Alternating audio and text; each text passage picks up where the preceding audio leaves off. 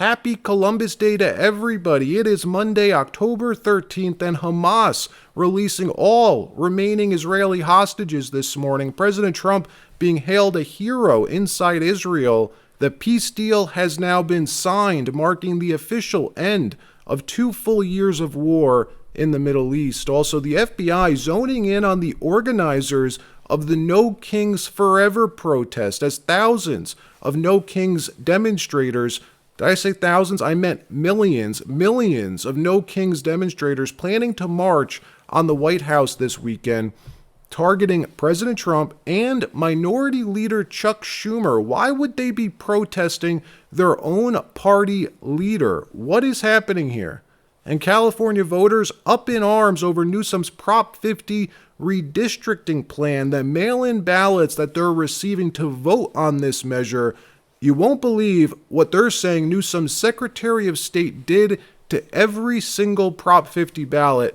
Wait till you see this. My point when I say I'm not going to be apocalyptic, it's not changing a tune. It's not making every single thing a 5-alarm fire. Yeah. If he does good, if he gets the Israeli hostages out, I promise I will wear a MAGA hat for one day on the show and say, thank you for doing it. Yeah. She'll knock it right off my head. But you have to be able to cheer for wins when they happen and then call out relentlessly the wrongdoing. So that was 6 months ago. Fast forward to this morning.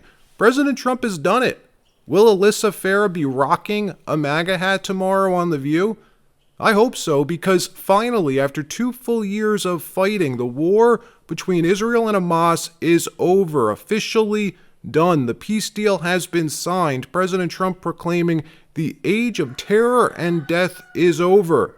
Hamas has officially been defeated, releasing all remaining hostages, agreeing to step down from power, surrender their weapons, and allow a new path forward for the Palestinian people. 20 living hostages in total have been returned to their families, and 28 additional deceased hostages are also being returned. President Trump on the ground since early this morning, addressing Israel's parliament in Jerusalem, receiving roaring applause and thanked by Netanyahu for his, quote, pivotal leadership that he says quite literally moved the world. Watch.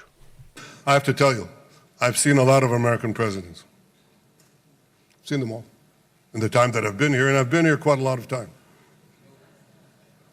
I've never seen anyone move the world so quickly, so decisively, so resolutely as our friend President Donald J. Trump.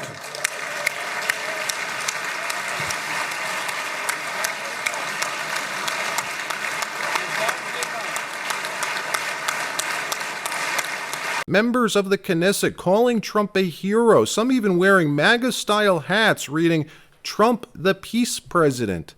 Trump's a rock star in Israel, hugely popular, much more popular than Netanyahu, and really more popular than any Israeli politician, because Israelis trust President Trump, which is why this deal got done. Trump was able to pressure Netanyahu inside his own country, inside Israel, because Trump's so highly respected over there, Netanyahu couldn't politically risk opposing him on this plan. And because of that, for the first time in 2 years, Israelis seeing their loved ones again. Watch.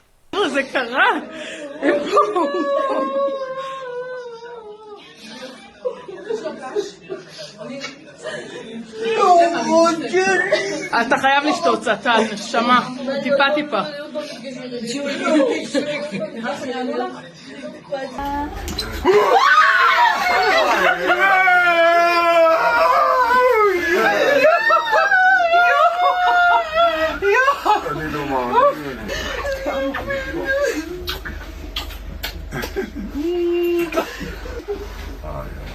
After the hostage release, the president then flying to Egypt this morning, meeting in Sharm el-Sheikh. The title of the meeting, Peace in the Middle East.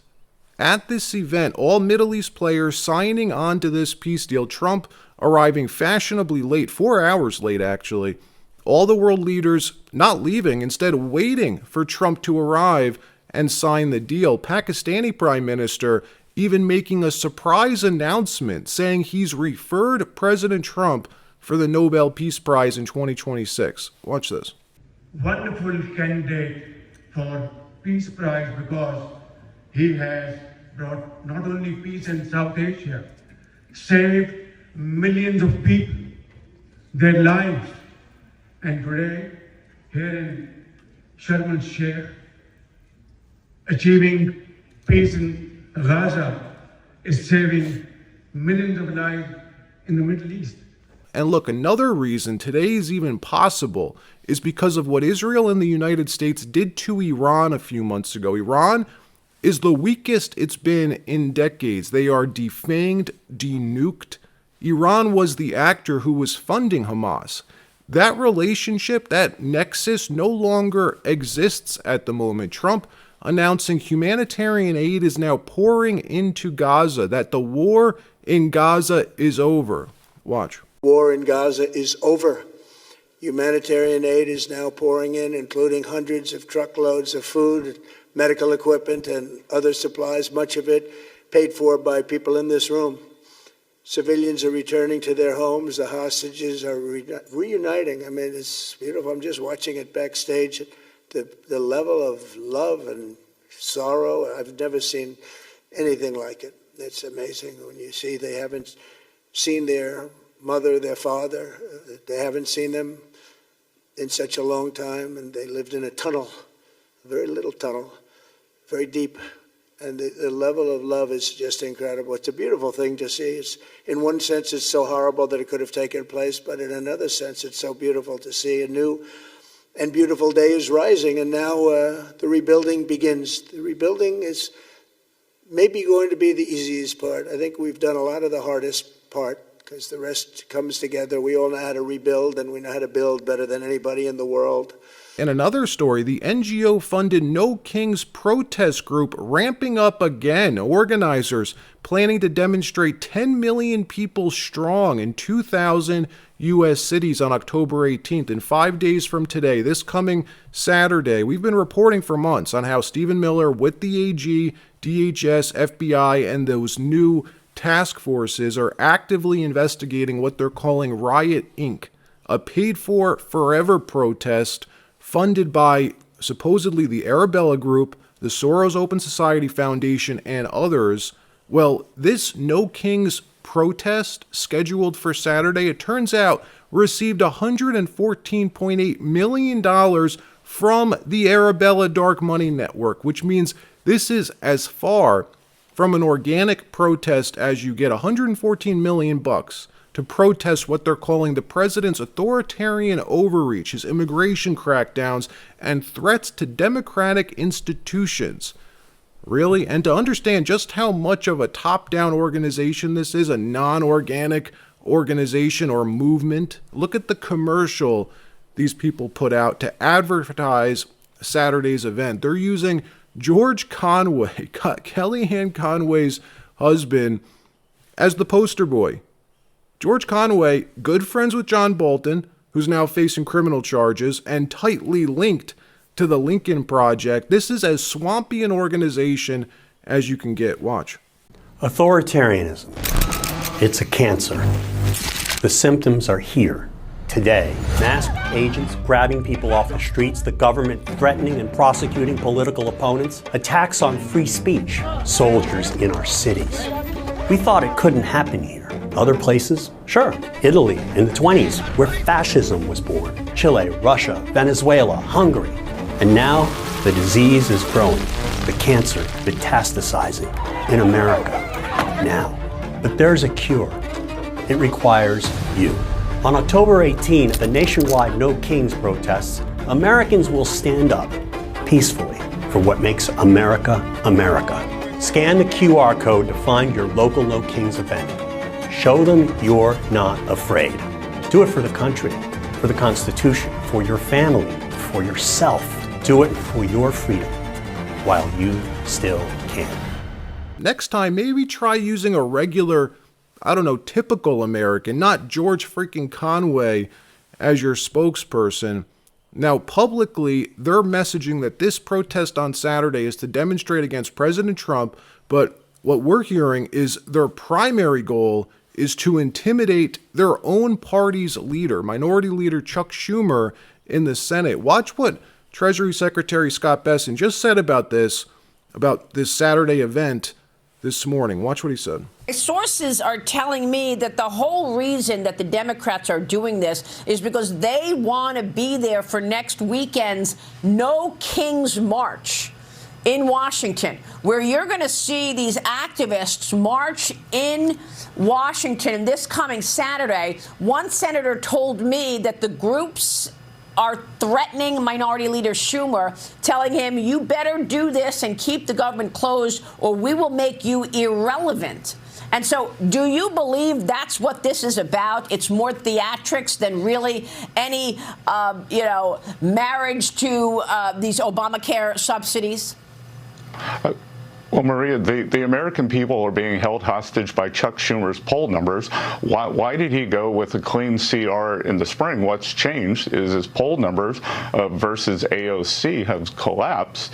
And if in fact they are waiting for this No Kings protest, no kings means no paychecks.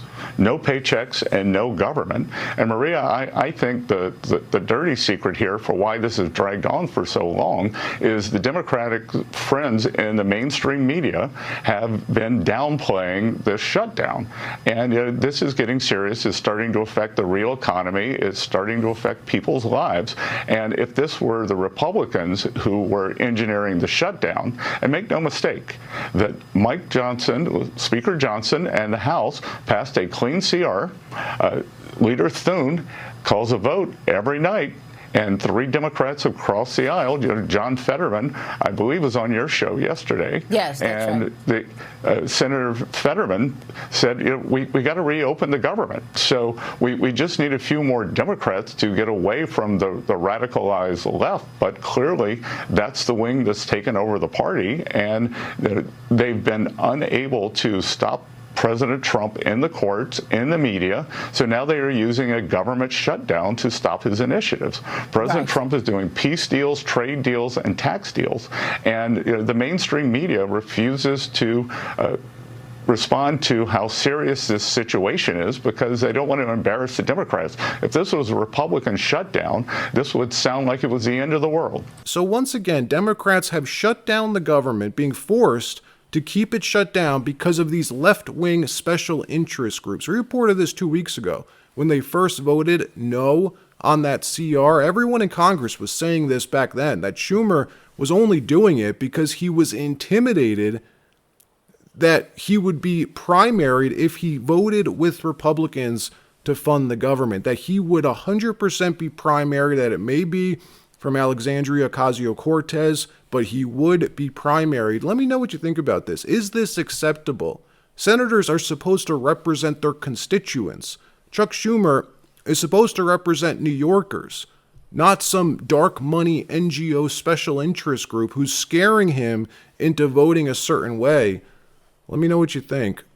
In another story, California voters up in arms after receiving their mail-in ballots for Gavin Newsom's Prop 50 redistricting plan. Thousands of voters reporting the Secretary of State designed the envelope in a way that shows how you vote, letting the state see the result of the vote before ever even opening the envelope. Watch. No.